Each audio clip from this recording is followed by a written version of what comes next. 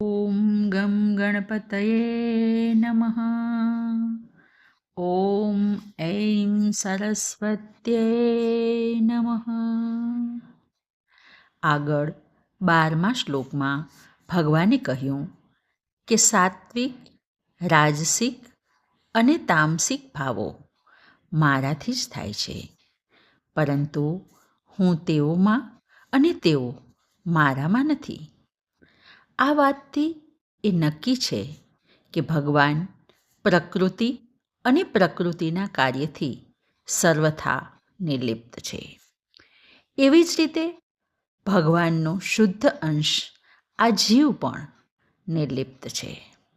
છતાં પણ તે સંસારમાં કેવી રીતે બંધાય છે તે દર્શાવતા ભગવાન કહે છે, ત્રિભિર્ગુણમયૈર્ભાવૈ રેભિ સર્વમિદં જગત મોહિતં નાભિજાનાતિ મામેભ્યઃ પરમવ્યયમ.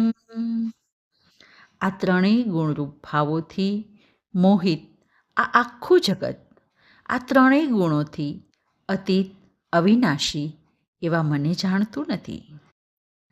જે મનુષ્ય ભગવાનને ન જોતા સાત્વિક, રાજસ, તામસ ભાવોને જુએ છે, તેમનો ભોગ કરે છે, તેમનાથી સુખ લે છે, તે એ ભાવોથી મોહિત થઈ જાય છે, યાની ભગવાનની માયાથી બંધાઈ જાય છે અને તેના ફળ સ્વરૂપે વારંવાર જન્મે છે અને મરે છે. અહીં જીવે ભગવાન સિવાય બીજી સત્તાને માની મહત્ત્વ આપ્યું અને સંબંધ જોડ્યો. તેથી પોતાની સત્તાનો અભાવ કરીને જગત બની ગયો, યાની સાત્વિક, રાજસ, તામસ ગુણોથી બંધાઈ ગયો.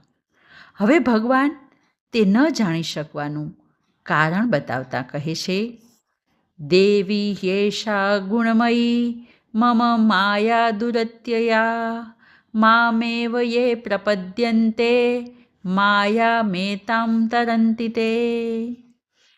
ખરેખર ગુણોવાળી આ મારી દૈવી માયા પાર કરવી મુશ્કેલ છે.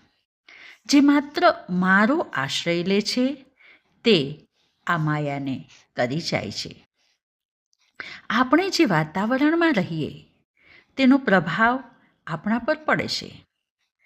આ ભૌતિક વાતાવરણ જેવું જ એક સૂક્ષ્મ વાતાવરણ પણ હોય છે, જેને અહીં દૈવી માયા કહે છે, જે 3 ગુણોથી બને છે અને તેના દ્વારા જીવાત્માને પદાર્થ સુખો તરફ તીવ્ર અનુરાગ ઉત્પન્ન કરાવે છે, જેથી જીવાત્મા તે સુખ મેળવવા જીવનભર ધમપછાડા કરતો રહે છે અને એક પછી એક ઈચ્છાઓ થયા કરે છે.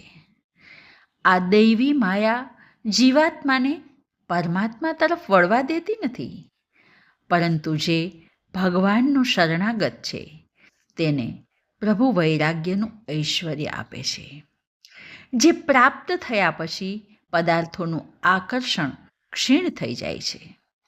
આંધળી દોટ બંધ થતાં જ ઈશ્વર તરફની દિશા દેખાવા લાગે છે.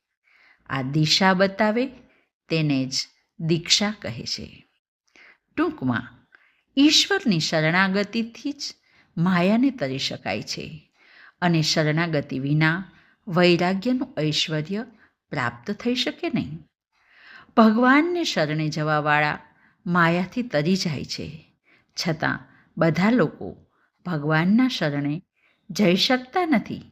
તેનું કારણ બતાવતા ભગવાન આગળ કહે છે, નમામ દુષ્કૃતિનો મૂઢા પ્રપદ્યન્તે નરાધમા માયયાપહૃત જ્ઞાના આસુરમ ભાવમાશ્રિતા. જે કુકર્મીઓ છે તેવા નરાધમો ઈશ્વર શરણાગત થતા નથી, કારણ કે તેમનું જ્ઞાન માયા દ્વારા હરી લેવાયું હોય છે. તે બધા અસુર ભાવનો આશ્રય લઈને જીવન જીવતા હોય છે. જે દુષ્કૃત્ય કરનારા મૂઢ લોકો હોય છે તેમને ખરા ખોટાનો વિવેક હોતો નથી. તેથી તેઓ ભગવાનના શરણે જવાને બદલે વિનાશી વસ્તુ, પદાર્થ વગેરેને શરણે જાય છે. તેમની અંદર તમોગુણની અધિકતા હોવાને કારણે કર્તવ્ય અકર્તવ્યની સમજ હોતી નથી. તેથી ભગવાન તેમના માટે અહીં નરાધમ શબ્દનો પ્રયોગ કરે છે. ત્રણેય ગુણોવાળી માયા દ્વારા તેમનો વિવેક ઢંકાઈ જાય છે અને તેથી તેઓ અસુરોનો માર્ગ લે છે અને પોતાના શરીરને જ પોષણ આપવામાં લાગ્યા રહે છે. તેઓ ઈશ્વરની શરણાગતિ પ્રાપ્ત કરી શકતા નથી. આજે બસ આટલું જ. હરિ ઓમ.